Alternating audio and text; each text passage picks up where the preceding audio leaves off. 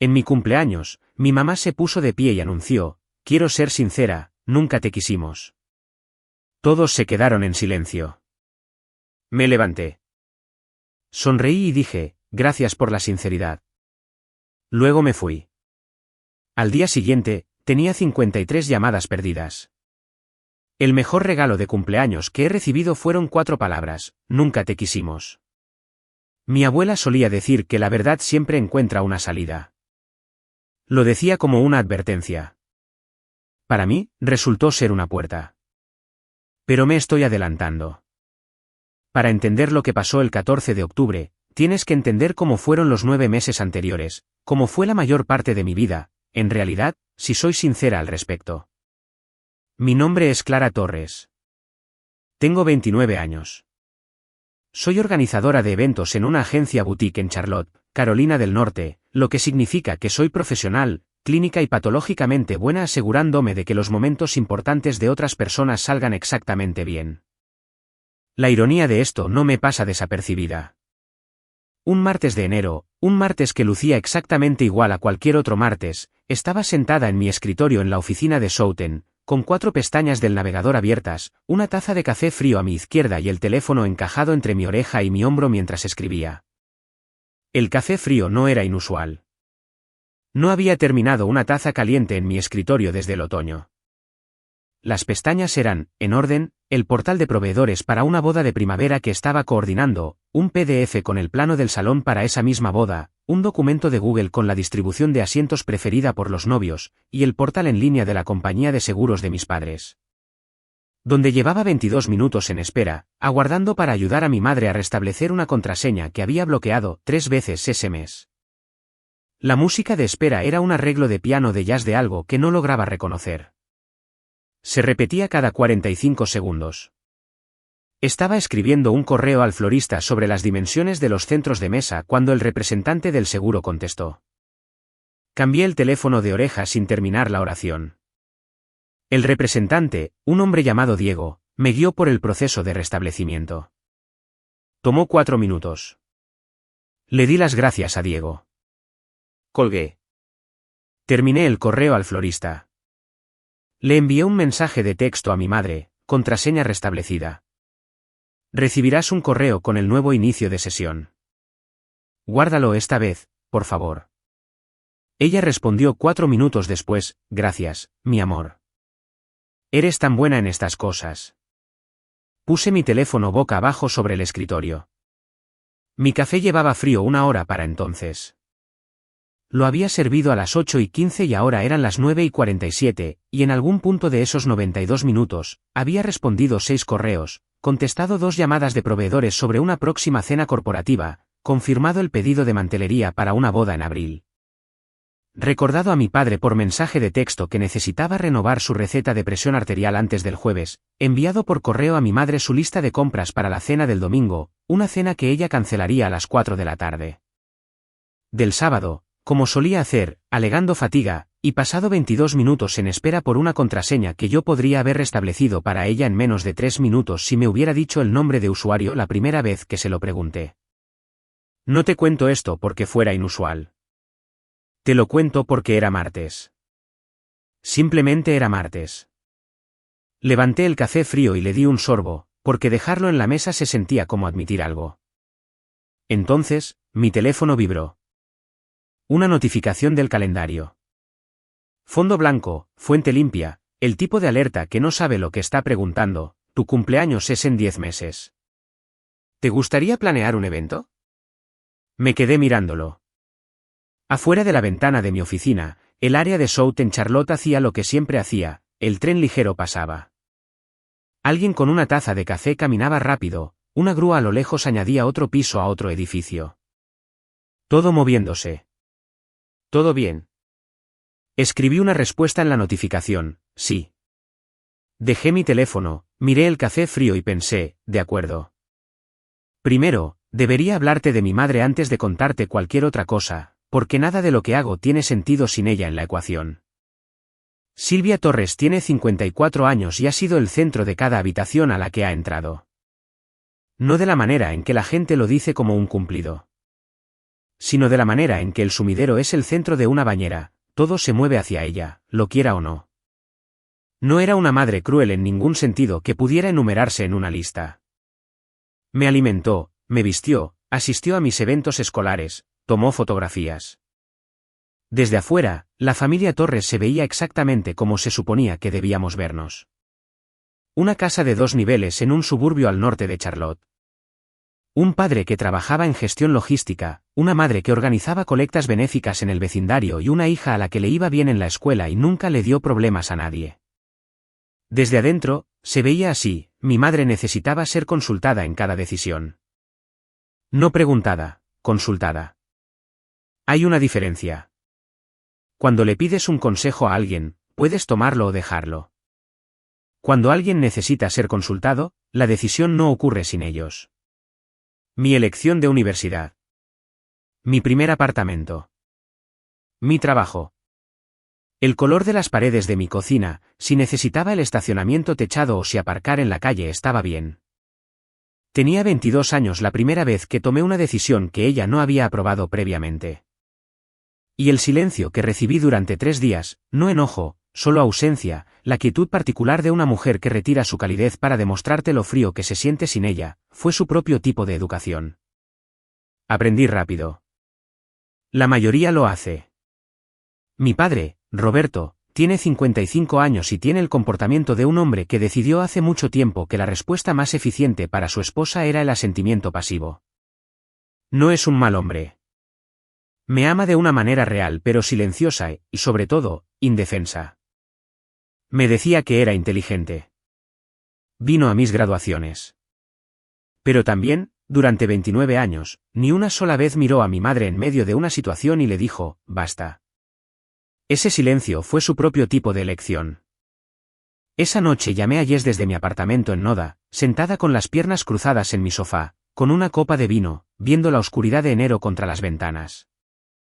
Jessica Morales tiene 30 años, ha sido mi mejor amiga desde que terminamos en el mismo grupo de estudio en el segundo año de universidad, y es constitucionalmente incapaz de fingir que algo está bien cuando no lo está. Es una de las cosas que más amo de ella, y una de las cosas que hizo que nuestra amistad fuera ocasionalmente agotadora en mis años 20, cuando fingir que las cosas estaban bien era mi principal mecanismo de defensa. Me preguntó cómo había estado mi día. Le conté, la llamada del seguro, la lista del supermercado, la cena del domingo que sería cancelada el sábado, el café frío. Se quedó callada un momento. Luego dijo, ¿conoces esa sensación en la que sigues sirviendo de una jarra vacía? Dije que sí. En algún momento solo estás sirviendo aire, dijo. Literalmente. Te has secado y sigues haciendo el movimiento porque no sabes cómo parar.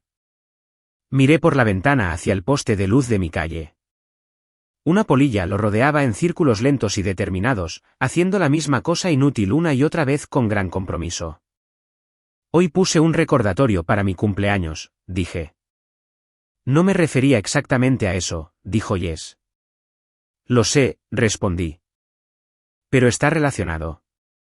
Me preguntó qué tipo de fiesta tenía en mente. Le dije que aún no lo había decidido, pero sabía que iba a ser mía. No nuestra, no de la familia, mía. Dijo que estaba bien. Dijo que sonaba bien.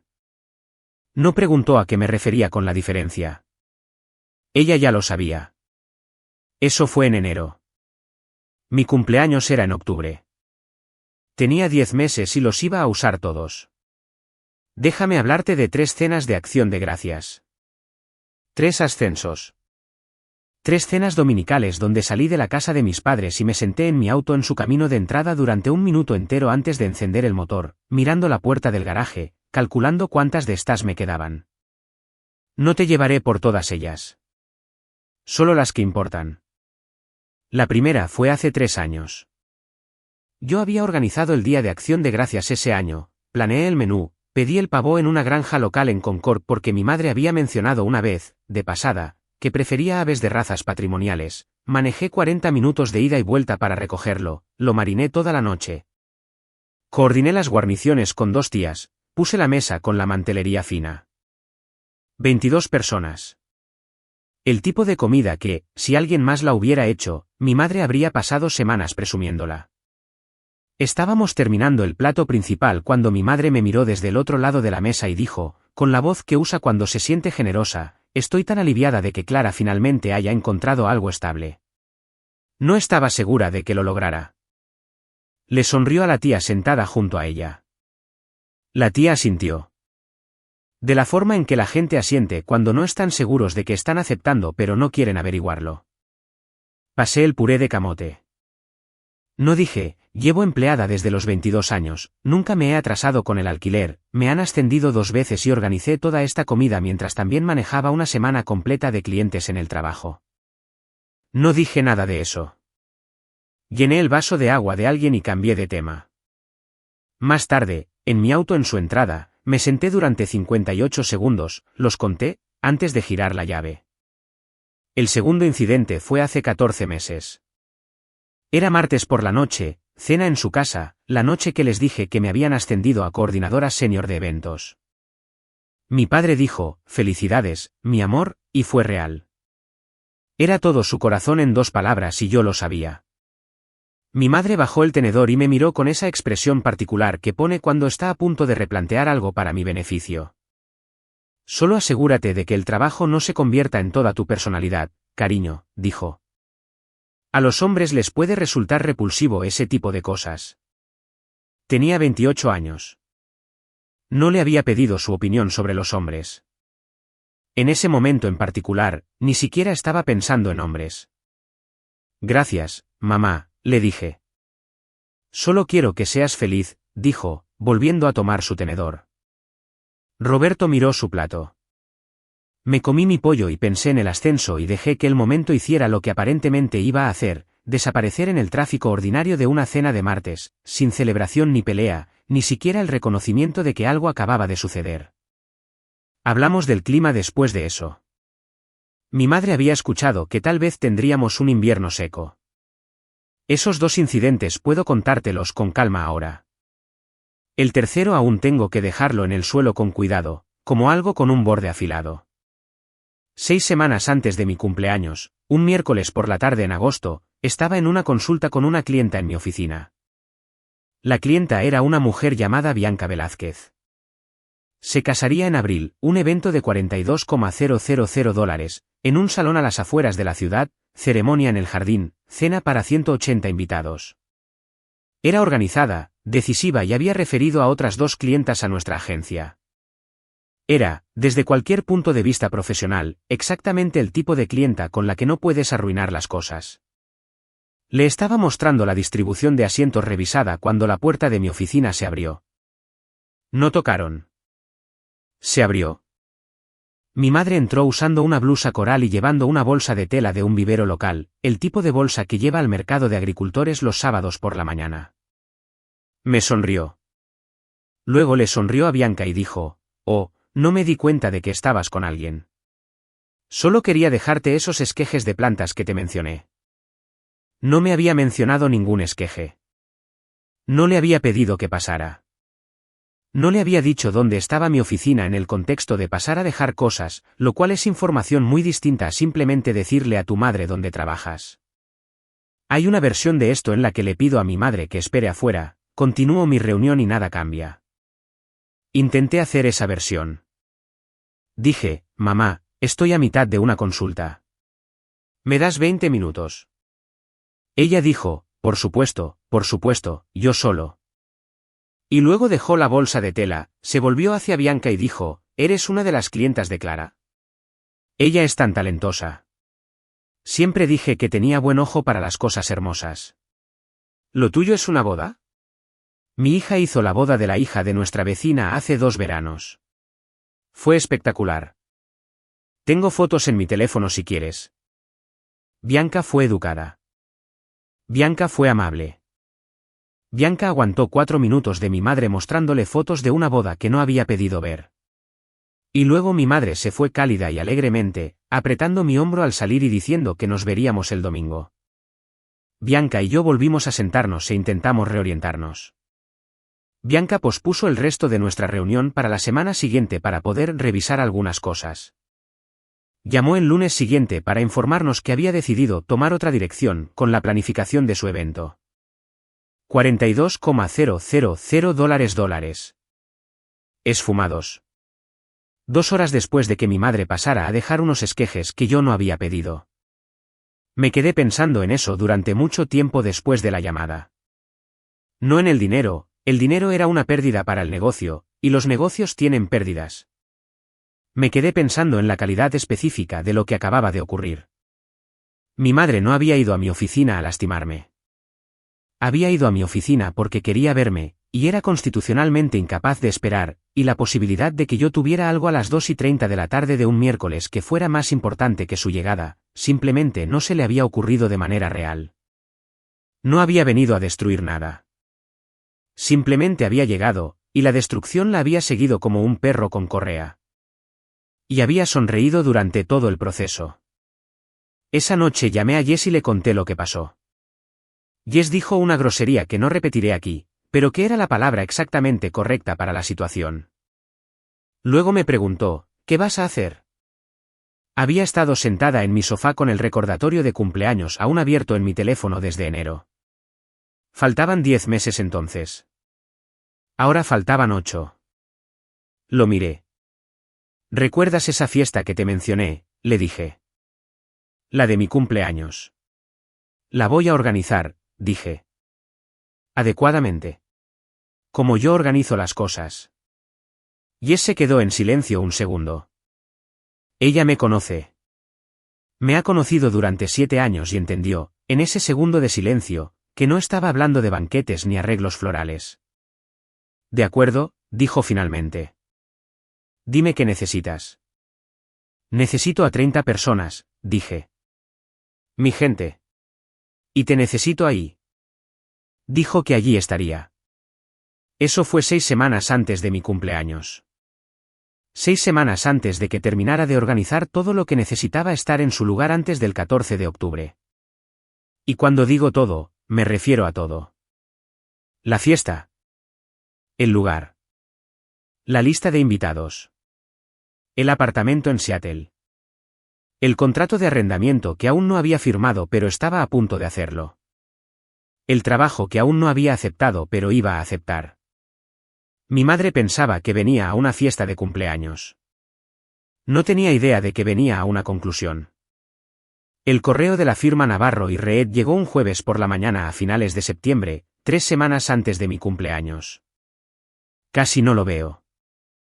Había sido dirigido a la carpeta secundaria que usa mi cuenta de trabajo para correspondencia no relacionada con clientes, y solo lo encontré porque estaba limpiando esa carpeta durante el almuerzo, el equivalente profesional a reorganizar un cajón de chatarra. El tipo de tarea que haces cuando tus tareas principales están bajo control y necesitas sentirte productiva. El asunto decía, oportunidad, directora senior, Charlotte Seattle. Lo leí 2 veces. Luego puse mi teléfono boca abajo sobre mi escritorio y me comí el resto de mi almuerzo, un sándwich de pavo que había preparado a las 6:45 de la mañana porque estaba tratando de gastar menos dinero y dedicar más tiempo a tomar decisiones deliberadas sobre cosas pequeñas. El sándwich estaba bueno. Lo terminé lentamente. Luego tomé el teléfono y leí el correo por 3.ª vez. Navarro y Reed Eventos era una agencia que yo conocía por su reputación, el tipo de operación que manejaba eventos a una escala a la que mi actual empleador solo aspiraba. Galas corporativas. Recaudaciones de fondos para fundaciones de arte. El tipo de trabajo donde el presupuesto solo para flores era mayor que algunas bodas que yo coordinaba en un año.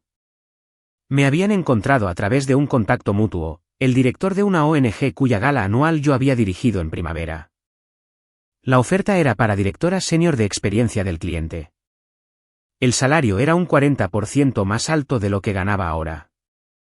Había un paquete de reubicación. El puesto comenzaba el 1 de enero.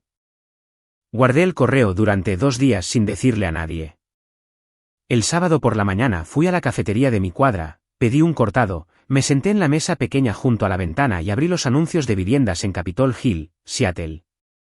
Había estado en Seattle una vez, para una conferencia hace 4 años. Recordaba la luz, esa calidad particular verde grisácea, la forma en que hacía que todo pareciera filmado a través de un filtro que aún no se había inventado. Encontré un apartamento de una habitación en Olive Way. Alquiler razonable para la ciudad.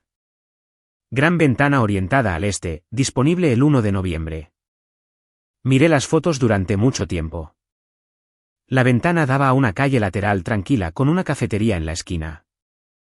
Había una ferretería enfrente. Llamé al propietario. Hice mis preguntas. Envié la solicitud. El domingo por la noche recibí la aprobación. Firmé el contrato digitalmente, envié el depósito y escribí la dirección de Seattle en mi agenda, bajo una nueva página que encabecé simplemente, siguiente. El lunes por la mañana llamé a Navarro y Reed y acepté el puesto. Luego llamé a Jess. Se quedó callada el tiempo suficiente como para que pensara que la llamada se había cortado. Luego dijo, «Te vas a mudar a Seattle. En enero. Aceptaste una oferta de trabajo en Seattle y me lo estás diciendo 4 días después». Necesitaba pensar. Necesitabas firmar un contrato de alquiler y aceptar una oferta de trabajo antes de tener la conversación, dijo. No era una acusación. Solo un hecho. La forma en que Jess dice la mayoría de las cosas. Eso también, le dije. Otra pausa. Podía escuchar cómo ponía algo sobre la encimera. Seguramente estaba cocinando. Cocina cuando procesa las cosas. ¿Estás bien?, me preguntó. Creo que estoy mejor que bien, dije. Creo que solo no me he acostumbrado todavía. Me preguntó sobre la fiesta. Le dije lo que estaba pensando. El lugar era Corkwood, un bar de vinos en Plaza Midwood que organizaba eventos privados los fines de semana por la noche. Lo había explorado 2 meses atrás. Soy organizadora de eventos. Noto los lugares de la misma manera que otras personas notan los zapatos. El salón privado albergaba cómodamente a 35 personas. Tenía su propia entrada desde la calle lateral. Buena acústica, luz tenue, una barra que ofrecía degustaciones de vino y un pequeño menú de comida.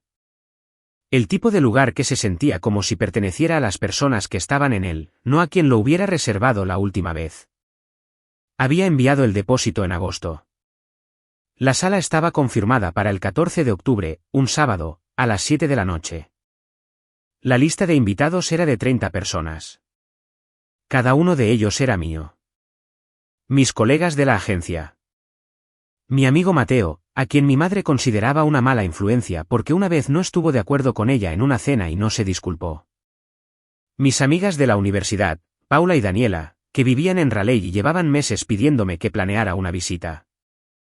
Mi vecino don Guillermo, del segundo piso, que tenía 67 años, estaba jubilado, paseaba a su perro por la puerta de mi apartamento todas las mañanas a las 7:15 y siempre tocaba 2 veces si no había recogido mi correo. Silvia y Roberto estaban en la lista. Como invitados. No como coanfitriones, no como organizadores, no como personas cuyas opiniones sobre el lugar yo hubiera solicitado o fuera a solicitar. Invitados. ¿La vas a invitar?, dijo Jess. No fue una pregunta. Sí. ¿Por qué? Pensé en cómo responder a eso. Porque si no la invito, le dije, pasaré el resto de mi vida preguntándome qué hubiera pasado si lo hubiera hecho. Y porque quiero testigos. Jess volvió a dejar algo en la encimera. Testigos, repitió. 30 personas que me conocen, dije. Que conocen mi trabajo, mi vida, lo que he construido. 30 personas que saben lo que están viendo cuando lo ven. Había una calidad particular en lo que estaba describiendo que no dije en voz alta, porque no necesitaba hacerlo. Jess y yo hemos sido amigas durante 7 años. Entendió, en ese segundo de silencio, que yo no estaba preparando una trampa en ningún sentido dramático.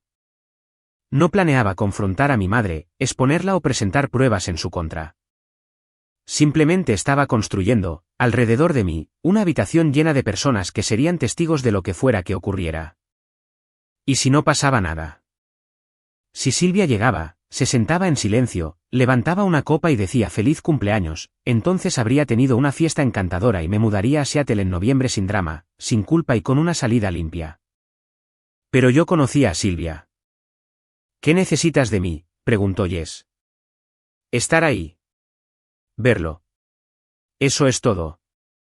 Puedo hacer eso, dijo. Claro. Lo sé, dije. Solo quiero decirlo. No tienes que hacerlo. Te merecías algo mejor que esto, me dijo. Eso es todo lo que quería decir. Miré la agenda en mi escritorio, la página marcada como siguiente, la dirección de Seattle con mi letra. Afuera de mi ventana, la luz de septiembre hacía algo cálido e inclinado contra el edificio de ladrillo de enfrente. Lo último del verano tratando de decir una palabra más antes de ceder al otoño. Empiezo a pensar lo mismo, respondí. 3 días después, mi madre me llamó para ofrecer ayuda con el montaje de la fiesta. Le dije que el lugar se encargaba del montaje. Dijo que podía traer centros de mesa. Le dije que no había necesidad.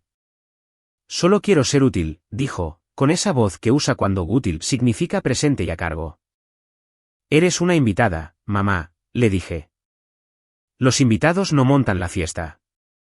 Hubo un silencio. No muy largo, solo ese medio segundo de ajuste que hace una persona cuando la conversación toma una dirección que no anticipó. Luego dijo, por supuesto, y me dijo que me vería el día 14, y nos despedimos. Dejé el teléfono y anoté en mi agenda, Silvia llamó sobre el montaje. Redirigida. Y luego volví a los documentos de contratación de Navarro y Reed, en los que había estado trabajando por las noches.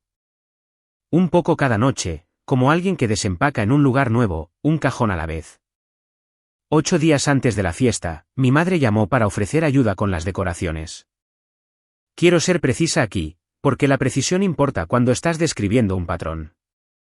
No me preguntó si necesitaba ayuda con las decoraciones. Llamó para ofrecerla, que es una construcción gramatical diferente y un contrato social completamente distinto. Preguntar implica que la otra persona tiene la opción de negarse. Ofrecer implica que la otra persona simplemente no se ha dado cuenta todavía de lo que necesita. El lugar se encarga del montaje, le dije. No tienes que traer nada. Podría hacer centros de mesa, insistió. Los he estado haciendo desde antes de que nacieras. Las hortensias son tan hermosas en octubre, y conozco a una mujer en el mercado que las consigue en el azul pálido más hermoso. Ya hay centros de mesa, le dije. El lugar los incluye. Una pausa. Pero no van a ser personales. No necesitan ser personales, dije. Es un bar de vinos, no una reunión familiar. Otra pausa, un poco más larga. Solo quiero ayudar. Lo sé, dije. Eres una invitada. Ser invitada es la ayuda.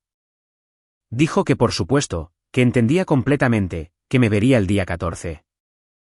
La llamada terminó cálidamente, como casi siempre terminan sus llamadas, con la particular calidez de una mujer que está archivando internamente algo para usarlo más tarde. 5 días antes de la fiesta, llamó mi padre. Que Roberto Torres me llamara directamente, sin usar a mi madre como intermediaria, significaba una de dos cosas, o tenía una pregunta práctica específica que solo yo podía responder, o estaba haciendo diplomacia. Supe cuál de las dos era en 4 segundos. Hola, mi amor. Esa fue la apertura. Hola, mi amor significa que le han pedido que llame. Hola, papá. Tu madre está un poco. Mencionó que te ofreció ayuda con la fiesta y le dijiste que no. Le dije que el lugar se encarga del montaje. No hay nada para que ella haga. Claro, claro. Hizo una pausa. Podía escuchar la televisión de fondo. Un canal de deportes. Ella solo se siente un poco. Ya sabes cómo es. Claro que sabía cómo era. Llevaba 29 años sabiendo cómo era. Esperé a ver si había más. Está emocionada, dijo. Por la fiesta. Ha estado hablando de eso. Pensé en el contrato de alquiler en Seattle, en los documentos de Navarro y Reed. La página en mi agenda marcada como siguiente. Pensé en la primera caja que aún no había empacado, pero que iba a empacar ese fin de semana. Pensé en mi madre hablándole de la fiesta a sus amigas, probablemente describiéndola como algo en lo que ella había estado involucrada organizando, de la forma en que describía la mayoría de las cosas que yo hacía. Me alegra que esté emocionada, dije. ¿Se la pasará bien? Sí, dijo Roberto. Así será. Otra pausa. ¿Estás bien? Esta era la versión de Roberto de decir algo. No podía decir la cosa grande, nunca podía, pero podía preguntar la cosa pequeña y referirse a la grande, y con los años había aprendido a escucharla por lo que era. Le dije que estaba bien. Me dijo, qué bueno, qué bueno. Nos despedimos. Después de colgar, me quedé en mi cocina por un momento, pensando en mi padre. En los 29 años de diplomacia indirecta, bordes suavizados y ya sabes cómo es. En todas las veces que la cosa grande se había quedado sin decir porque decirla habría requerido un tipo de valentía que él no tenía o creía no tener, que en el fondo era lo mismo. Me amaba. Pero también, durante toda mi vida, amó más su paz. No sabía exactamente qué hacer con eso. Lo puse en un estante mental y lo dejé ahí. 2 días antes de la fiesta, ella lo intentó una vez más. Esta llamada fue diferente. El tono servicial seguía allí, mi madre es consistente, pero por debajo, si sabías qué escuchar, los bordes se estaban deshilachando ligeramente, de la forma en que lo hace la tela cuando la han jalado en la misma dirección por demasiado tiempo. Quería saber la lista de invitados. No toda, dijo. Solo para tener una idea de quién estaría allí. Le dije que en su mayoría era gente del trabajo y algunos amigos de la universidad. Preguntó si Mateo estaría. Le dije que sí. Hizo un ruidito, no del todo un suspiro, no del todo una palabra, que comunicaba su opinión sobre Mateo sin expresarla técnicamente. Luego preguntó sobre los discursos. Hay un programa, dijo. ¿Alguien va a decir algo? Probablemente debería haber un brindis. No hay programa formal, dije. Es una fiesta. Las familias dicen algo en los cumpleaños, dijo. Y su voz había cambiado ligeramente, de la misma manera que una llave cambia cuando intenta encontrar la cerradura. Es lo natural. Yo podría decir unas palabras. Nada elaborado. Mamá. Dije su nombre de una manera que no fue desagradable, pero que no era negociable. No es ese tipo de fiesta. El silencio que siguió duró 3 segundos. Lo sé porque los conté. De la manera en que cuento las cosas cuando necesito mantenerme en mi cuerpo y salir de mi cabeza. De acuerdo, dijo finalmente. Nos vemos el sábado, le dije. ¿A las 7? Allí estaremos, respondió. Después de colgar, escribí en mi agenda, segunda llamada. Sobre, control de la fiesta. Redirigida. Luego escribí debajo, con letras más pequeñas, una nota para mí misma, ella tiene miedo de algo. De eso se trata esto. Había estado pensando en lo que Roberto me había dicho 6 días antes. Aún no sabía lo que se acercaba, pero ya lo percibía en las llamadas. No era crueldad. Era miedo. Mi madre había construido su identidad en torno a ser necesaria para las personas que amaba.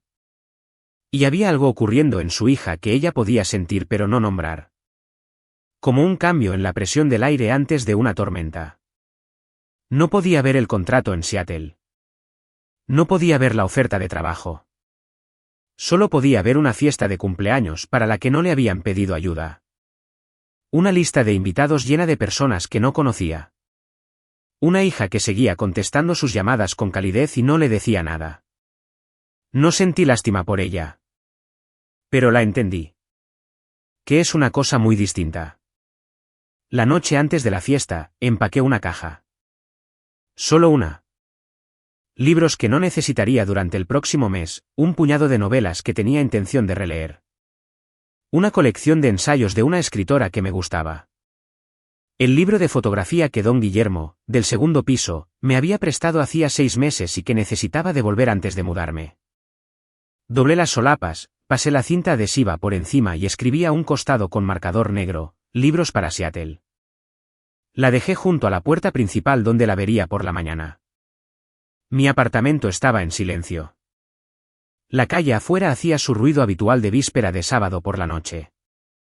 Algunas risas del bar a 2 cuadras de distancia. Un auto con la música alta deslizándose por la calle.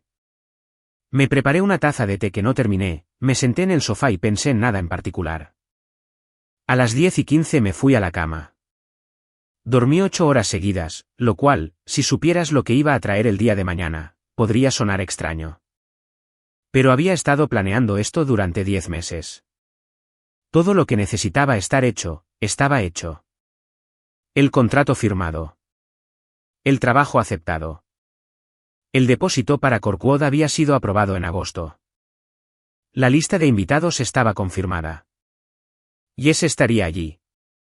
No quedaba nada por preparar. Apagué la luz, cerré los ojos y dejé que llegara el sábado. Llegué a Corkwood a las 6:15. La fiesta no empezaba hasta las 7, pero soy organizadora de eventos y llegar 45 minutos temprano a un recinto no es algo que haga conscientemente, es más bien un reflejo, como la forma en que algunas personas revisan la estufa 2 veces antes de salir de casa. Caminé por la habitación. Entrada privada por la calle lateral. Exactamente como la recordaba. Iluminación cálida en el techo. No muy brillante.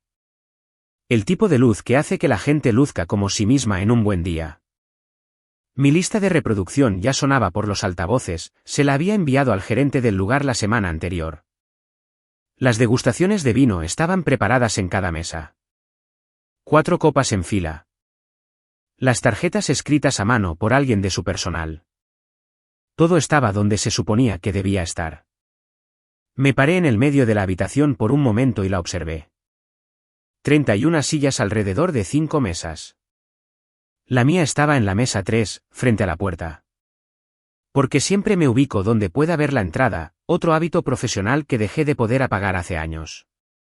La habitación olía a madera, cera de velas y algo vagamente floral que venía de la cocina.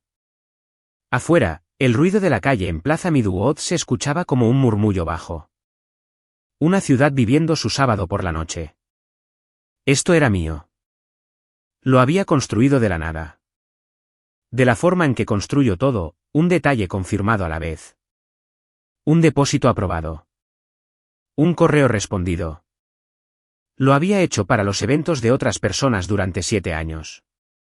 Lo había hecho para mí exactamente una vez. Enderecé una copa de vino que no necesitaba ser enderezada. Y fui a esperar junto a la puerta. Llegaron de la forma en que siempre llega mi gente, de A2 y de A3. Un poco inseguros del lugar hasta que me veían. Y luego, inmediatamente, como en casa. Mateo llegó primero. Lo cual me sorprendió, ya que Mateo se opone constitucionalmente a la puntualidad. Me abrazó y me dijo que me veía como alguien que había tomado una decisión, lo cual no era del todo inexacto. Paula y Daniela llegaron juntas desde Raleigh, a mitad de una historia sobre el viaje de ida que me terminaron de contar simultáneamente en 2 versiones diferentes. Don Guillermo, del segundo piso, llegó con un saco deportivo que nunca le había visto usar, llevando una tarjeta y un sobre amarillo, y me dijo que mi apartamento había estado muy silencioso esa semana. Yo le dije que sí, que había estado ocupada. Él dijo que se lo imaginaba. Mi colega Raquel trajo a su esposo y una botella de vino de un viñedo en Guaya Guaya que, según me dijo, iba a necesitar más tarde. Sin ninguna razón en particular. 30 personas. Para las 7:30, la habitación tenía su propio sonido, conversaciones superpuestas. Risas. La cálida sensación particular de la gente que se alegra de estar en un lugar. Me movía entre las mesas como siempre me muevo en los eventos. Brevemente, atentamente, asegurándome de que cada persona se sintiera vista sin dejar que ninguna conversación me atrapara el tiempo suficiente como para dejar de poder leer la habitación. Jess llegó a las 7:20 y me encontró en la barra. Pidió una copa de Pinot, se paró junto a mí e inspeccionó la sala con la calma de alguien a quien le han dado instrucciones y ahora está de servicio. ¿Estás bien?, dijo. Sí, dije. Asintió una vez, y ese fue el fin de esa conversación. Silvia y Roberto llegaron a las 7:22. Fueron los últimos invitados en llegar, lo cual noté sin darle mayor lectura. Silvia llevaba una blusa de seda en un tono borgoña oscuro, considerablemente más formal de lo que el lugar requería. Y llevaba el cabello arreglado de una forma que reserva para ocasiones que considera importantes. Roberto llevaba un blazer y se había acordado de afeitarse, cosa que no siempre hace los fines de semana. Mi madre entró y sus ojos recorrieron la sala de la misma manera que siempre lo hacen en cualquier espacio nuevo. Rápidamente, catalogando. Buscaba personas que reconociera. No encontró a nadie. Ni una sola cara conocida. Ni una sola persona que se volteara ante su entrada. La habitación no se reorganizó en torno a su llegada como lo hacían las habitaciones a las que estaba acostumbrada. Observé cómo ocurría esto. Observé cómo su sonrisa se ajustaba por una fracción, todavía presente, todavía cálida, solo ligeramente recalibrada. Roberto me encontró de inmediato y me abrazó adecuadamente, de la forma en que mi padre me abraza cuando solo somos nosotros dos y no tiene que actuar para nadie. «Feliz cumpleaños, mi amor», me dijo en el hombro. Fue real. Me aferré a eso por un segundo. Silvia me abrazó después y dijo que me veía hermosa y que el lugar era encantador. Le di las gracias. Los llevé a la mesa 4 y los presenté a los dos colegas sentados allí, una mujer llamada Patricia y su pareja, quienes fueron amables y entablaron conversación fácilmente. Los dejé instalados y volví a la fiesta. Durante la siguiente hora no miré a mi madre. No necesitaba hacerlo. Después de 7 años en la organización de eventos, desarrollas una conciencia periférica de la sala, un mapa de dónde está la energía, dónde decae, dónde algo está cambiando. Mi madre estaba en la mesa 4 y la energía allí era agradable pero contenida. Silvia intentó varias conversaciones. La mayoría fueron breves. Las personas en esa sala me conocían a mí, conocían mi trabajo, mi vida, mi forma de operar. No tenían un marco de referencia compartido con mi madre, y ella no tenía nada que ofrecerles excepto el hecho de ser mi madre, lo cual en esa sala, esa noche, no era una credencial que tuviera peso. Vi que le rellenaban la copa de vino 2 veces. Vi a Roberto poner la mano en su brazo en un momento y acercarse para decirle algo. La vi asentir y enderezarse. A las 8:30, corté el primer pastel de cumpleaños, idea de don Guillermo. Se había coordinado con el lugar sin decírmelo. Un pequeño pastel de chocolate con una sola vela, porque decía que con una bastaba y cualquier otra cosa era presunción. Todos cantaron. Soplé la vela. Mateo hizo un brindis que duró 3 oraciones y fue completamente certero, que es el único tipo de brindis que vale la pena hacer.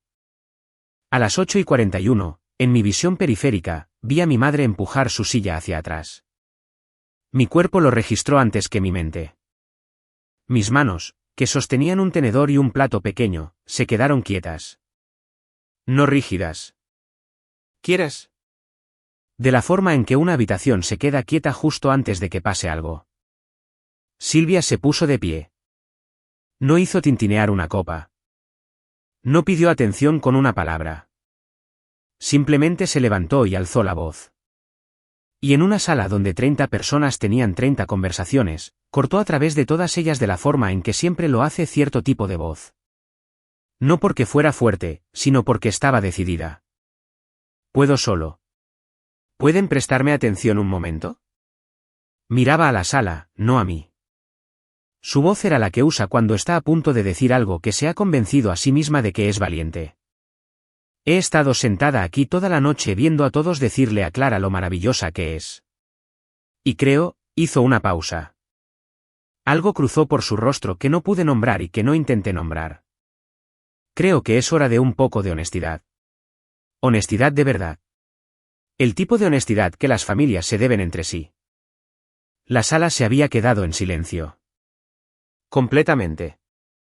De la forma en que lo hacen las habitaciones cuando algo pasa de ser una celebración a ser otra cosa, y nadie está seguro todavía de que va a ser esa otra cosa. Me miró entonces.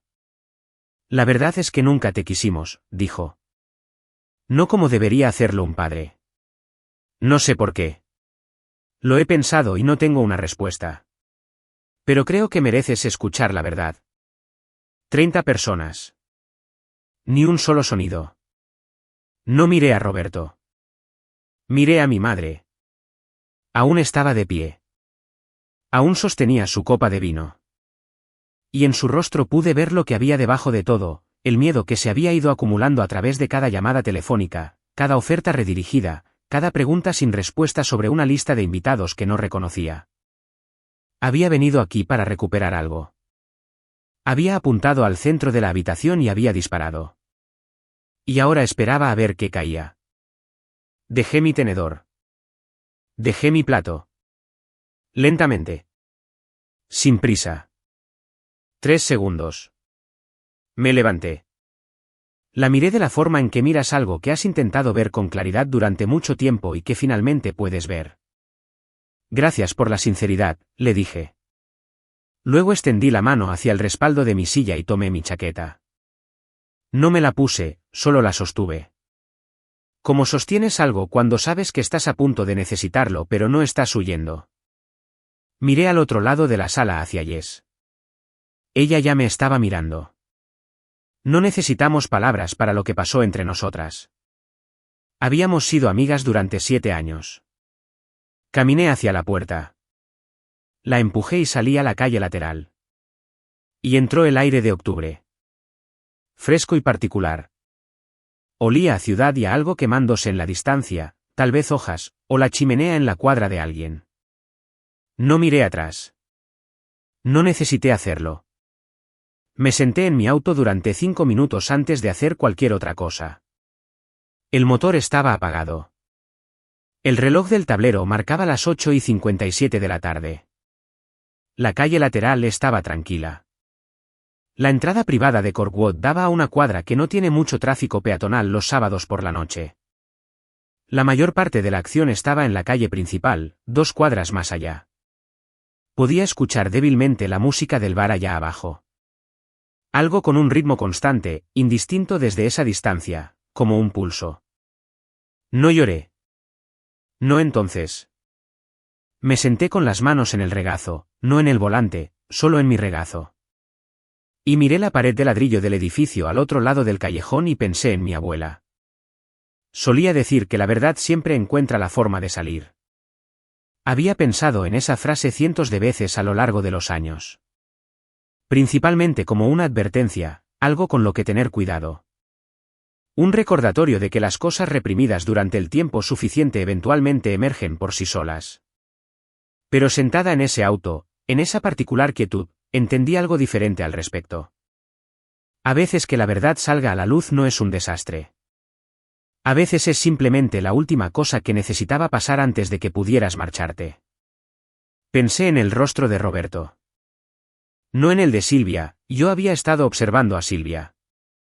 A lo que no paraba de regresar era a Roberto, que había estado en la mesa 4 cuando su esposa se levantó, y cuyo rostro, cuando ocurrió, no había mostrado sorpresa. Había mostrado la mirada de un hombre que ha estado vigilando una puerta específica durante mucho tiempo y finalmente la ha visto abrirse. No alivio, exactamente. Algo más cercano al reconocimiento de lo inevitable. Él lo sabía. Sabía que algo se acercaba y no lo había detenido. Y eso era con lo que me estaba quedando en la oscuridad de ese auto. No la cosa que mi madre había dicho, sino la cosa que mi padre no había hecho, que era la historia más larga, la que se remontaba a más tiempo atrás y costaba más. Mi teléfono se iluminó en el asiento del pasajero a las 9:04 de la noche. El nombre de Roberto en la pantalla. Lo vi sonar. Sonó 6 veces y se fue al buzón de voz. A las 9:07 de la noche, Silvia. También lo vi sonar. A las 9:09 de la noche, un mensaje de texto de mi colega Raquel, que había estado en la fiesta. ¿Estás bien? ¿A dónde fuiste? Eso fue una locura. Llámame. A las 9:12 de la noche, Roberto otra vez. A las 9:18 de la noche, un número que no reconocí, que resultó ser, cuando lo revisé más tarde, de mi primo Andrés, con quien no había hablado en casi un año y que aparentemente ya se había enterado por alguien, lo que me dijo todo lo que necesitaba saber sobre lo rápido que esto había comenzado a moverse. Encendí el auto. Manejé hasta el apartamento de Jess en Dilworth, lo que tomó 11 minutos a esa hora. Estacioné en la calle. Subí. Ya estaba en casa, se había ido de la fiesta poco después que yo, lo cual supe más tarde que no fue de acuerdo a ningún plan entre nosotras, sino simplemente porque después de que me fui. El ambiente se había vuelto tan extraño que quedarse se sentía como una decisión que ella no estaba dispuesta a tomar. Abrió la puerta cuando me escuchó en las escaleras y no dijo nada, lo cual fue exactamente correcto. Preparó té. Me senté a la mesa de su cocina. Durante unos minutos ninguna de las dos habló. Luego me contó lo que había pasado después de que me fui. Lo contaré como ella me lo contó a mí, brevemente, porque no es una persona que entre en detalles cuando los hechos son suficientes. Silvia se había quedado de pie durante unos 30 segundos después de que salí. La sala estuvo en silencio la mayor parte de ese tiempo. Luego alguien en la mesa 1, una mujer llamada Diana, que trabaja en el departamento de operaciones de mi agencia y a la que conozco desde hace 4 años, se puso de pie, caminó hacia la mesa 4 y le dijo a Silvia. En una voz lo suficientemente baja como para ser educada pero lo suficientemente clara como para ser escuchada. Acabas de decirle a tu hija que no la quieres. En su fiesta de cumpleaños. Frente a 30 personas. Quiero asegurarme de que entiendas lo que hiciste. Silvia había empezado a responder. Roberto le puso la mano en el brazo. Diana volvió a su mesa. En los siguientes 20 minutos, varias personas se fueron. Sin dramatismos, se despidieron unos de otros, recogieron sus chaquetas y se marcharon. Los que se quedaron terminaron su vino y hablaron de la forma cuidadosa en que la gente habla después de que algo ha agrietado la habitación. Algunos se acercaron a Roberto por separado para darle las buenas noches. Nadie se acercó a Silvia. Para las 9:30, según Jess, la sala estaba casi vacía. El personal del lugar se movió entre las mesas con profesionalismo silencioso, retirando las copas, como hacen cuando un evento ha terminado sin anuncio previo. Silvia lloró en algún momento. Jess no especificó cuándo. Nos quedamos sentadas a la mesa de la cocina de Jess hasta pasada la medianoche. Ella bebió té. Yo bebí agua, y luego más agua, y luego una copa de vino que abrió sin preguntar y puso frente a mí. Y también me la bebí. En algún punto me preguntó, ¿estás bien? Lo pensé adecuadamente antes de responder, porque ella merecía una respuesta honesta. Creo que lo voy a estar, le dije. No estoy segura de estar ahí todavía. Asintió. Eso fue suficiente para ella. Mi teléfono no dejaba de encenderse en la mesa entre nosotras. Había silenciado el volumen en el auto. Lo veíamos brillar y apagarse. Brillar y apagarse. Como algo intentando captar la atención de una habitación que había decidido mirar hacia otro lado. Roberto. ¿Silvia? Roberto otra vez. Mi tía Leticia, que vive en Greensboro. Un número que no reconocí. Roberto. Roberto. A las 10:41, un nombre que no esperaba. La tía Carmen. Lo miré por un momento. Luego puse el teléfono boca abajo. Aún no. Sabía lo que contenía esa llamada.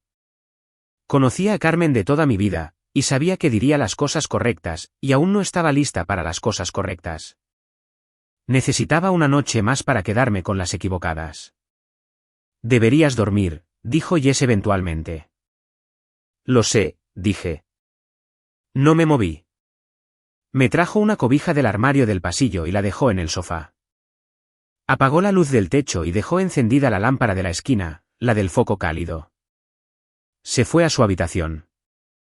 Me acosté en el sofá y miré al techo. Afuera, la ciudad hacía lo que siempre hace, seguir adelante, indiferente y continua, ocupada en sus propios asuntos. En algún lugar allá afuera, en un bar de vinos en Plaza Midwood, el personal apilaba sillas. En una casa de los suburbios del norte, mi madre aún lloraba o ya había dejado de hacerlo. Mi padre dormía o estaba acostado en la oscuridad mirando su teléfono. En una carpeta en mi laptop en casa, había un contrato firmado para un apartamento en Olive Way, en Seattle, Washington. La lámpara de la esquina emitía la luz justa para ver. Cerré los ojos. A la mañana siguiente, Jess preparó café y nos sentamos a su mesa otra vez, y esta vez hablé. No sobre lo que mi madre había dicho, había tomado una decisión en algún momento de la noche, acostada en ese sofá, de que no iba a pasar las horas posteriores a la fiesta catalogando la herida. Sabía lo que había dicho. Había estado presente. Lo que necesitaba hablar era de la parte que no quería mirar directamente. La parte que era mía. Lo sabía, le dije, no específicamente, sino en general. He sabido durante años de lo que era capaz. Jess envolvió su taza con ambas manos. Me quedé de todos modos, dije. 10 años de quedarme. De gestionar, redirigir y hacer que funcionara. Me decía a mí misma que era paciencia. No era eso. ¿Qué era?, preguntó Jess. Había pensado en esto durante la noche. Tenía una palabra para ello en la mañana. Miedo, dije. Irme se sentía como admitir que me había equivocado al quedarme. Lo que significaba que todo lo que había pasado 10 años gestionando habría sido un desperdicio.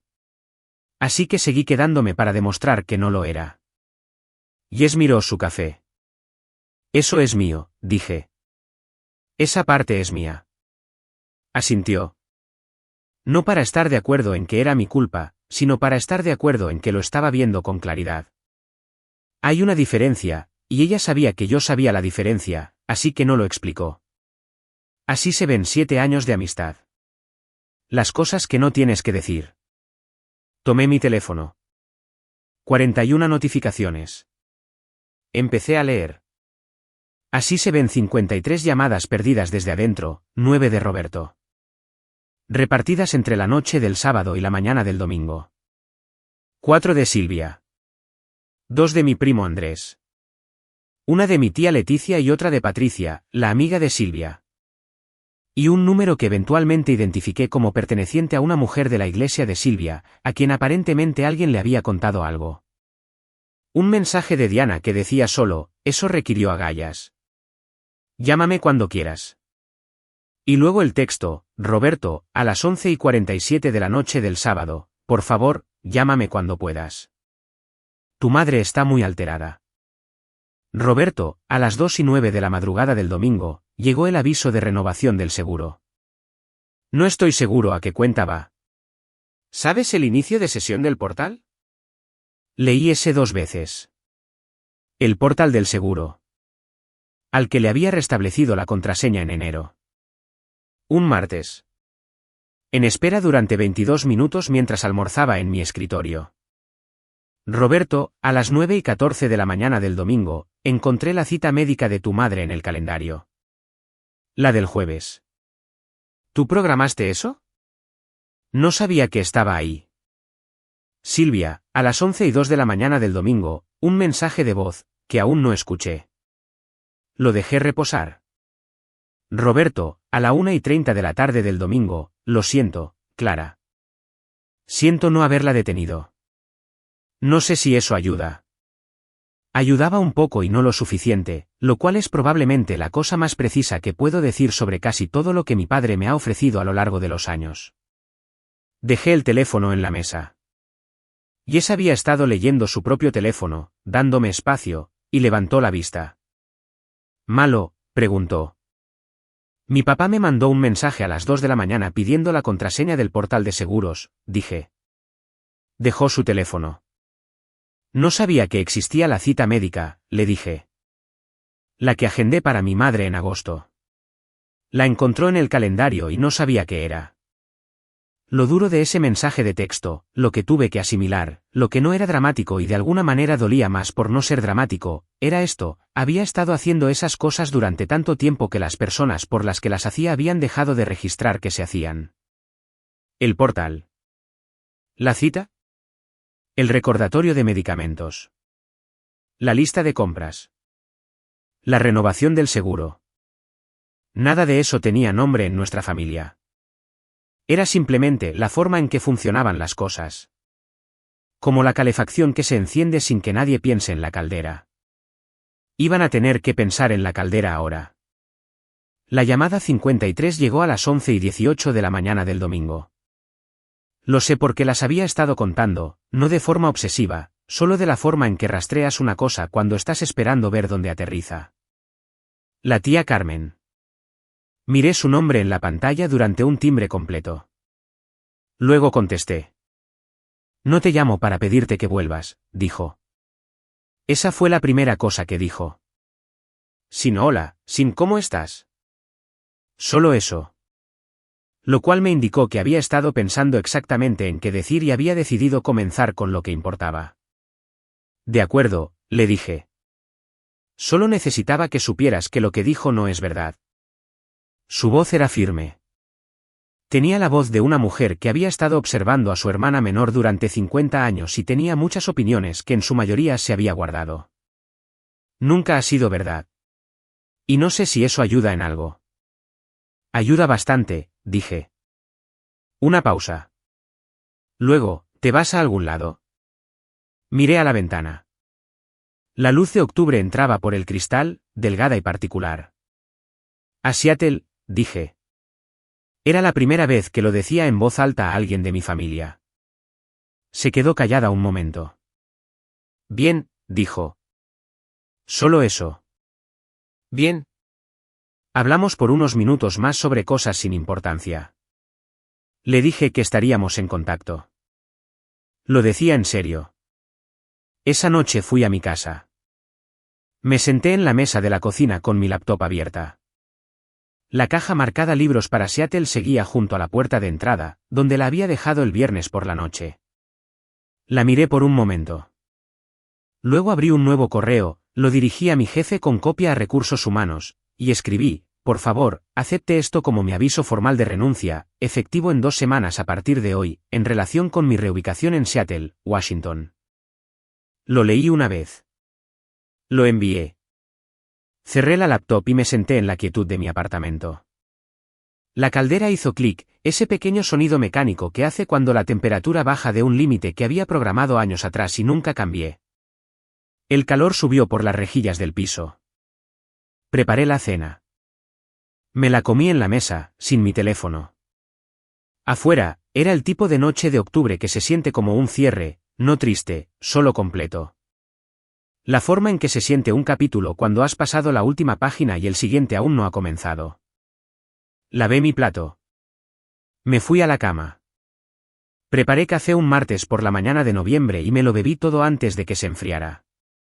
Es una cosa pequeña. Sé que es una cosa pequeña.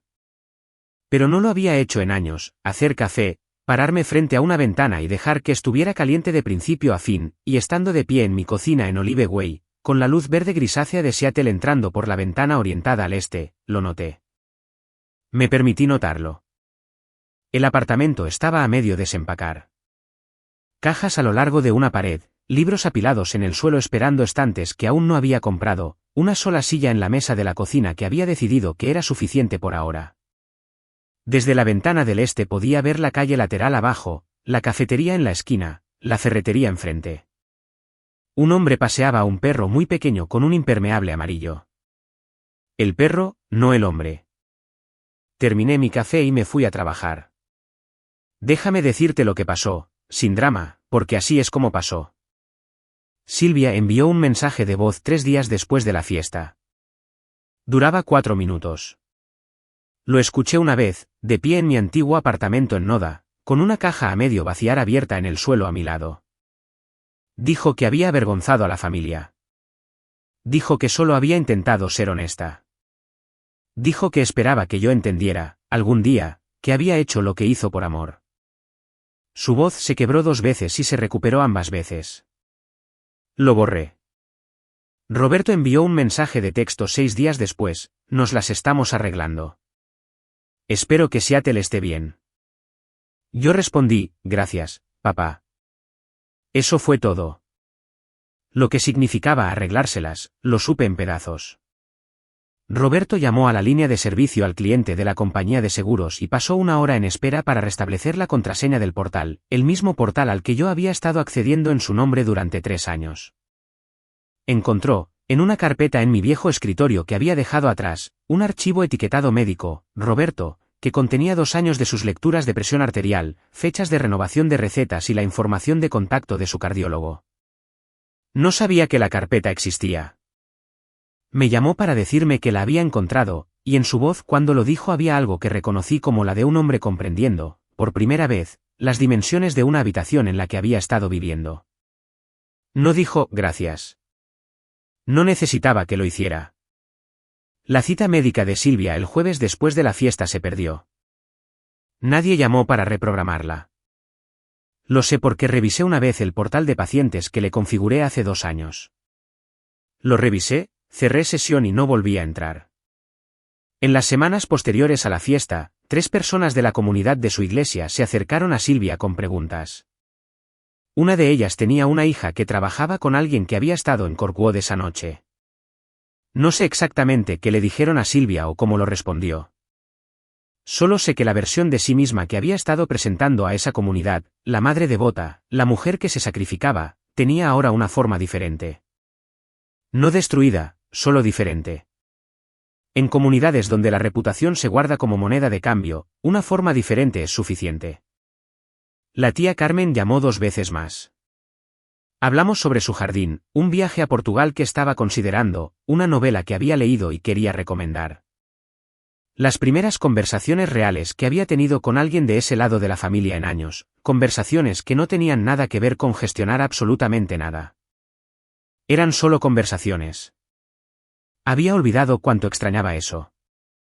Un miércoles, en mi segunda semana en Navarro y Reed, una directora senior llamada Margarita se detuvo en mi escritorio y me preguntó si estaría dispuesta a liderar una nueva cuenta de cliente, una fundación que organizaba una gala anual para 300 personas. Dijo que había escuchado que yo había hecho un trabajo excepcional en Charlotte y que quería ver qué podía hacer con más espacio. Le dije que sí. Lo dije de la manera en que dices sí cuando la respuesta ha estado lista durante mucho tiempo y la pregunta finalmente ha llegado. Un jueves por la mañana estaba parada frente a la ventana de mi nueva oficina en el 8º piso, mirando hacia Capitol Hill, y más allá, la extensión verde grisácea de Puget Sound. Un ferry cruzaba en la distancia, lento y constante, abriéndose paso de una orilla a otra, con la particular paciencia de las cosas que saben exactamente a dónde van. Mi teléfono vibró en el escritorio. Yes, ¿qué tal Seattle? Miré el ferry. Miré el estrecho. Miré la ciudad extendida debajo de mí, llena de personas que aún no había conocido, trabajo que aún no había hecho, mañanas que aún no había vivido. Le escribí, y tranquilo. Me gusta. Dejé el teléfono en la mesa y me volví hacia la ventana por un momento más. Afuera, la luz hacía algo complicado con el agua, como lo hace la luz en esa ciudad, estratificada y cambiante, como si no pudiera decidirse entre el gris y el plata y simplemente siguiera intentando ambos. Luego me volví hacia mi escritorio y me puse a trabajar. He pensado mucho, desde entonces, en lo que solía decir mi abuela, que la verdad siempre encuentra una salida. Tenía razón. ¿Lo hace? La parte que ella no mencionó, la parte que tuve que descubrir por mí misma, es que a veces, cuando la verdad sale, no es el final de algo. A veces es solo la puerta abriéndose por fin. Y he aprendido, en los meses transcurridos desde el 14 de octubre, que la pregunta en la que vale la pena detenerse no es qué pasa cuando las personas que se suponía debían amarte finalmente dicen lo que no podían decir. La pregunta es qué haces tú con la puerta abierta. ¿Cuánto tiempo te quedas parado en el marco? Si la cruzas. ¿En qué punto mantener unida a una familia deja de ser amor y comienza a ser la razón por la que nunca aprenden a sostenerse por sí mismos? No tengo una respuesta clara. No estoy segura de que la haya. Pero sé lo que hice cuando se abrió la puerta. La crucé. Y no miré atrás.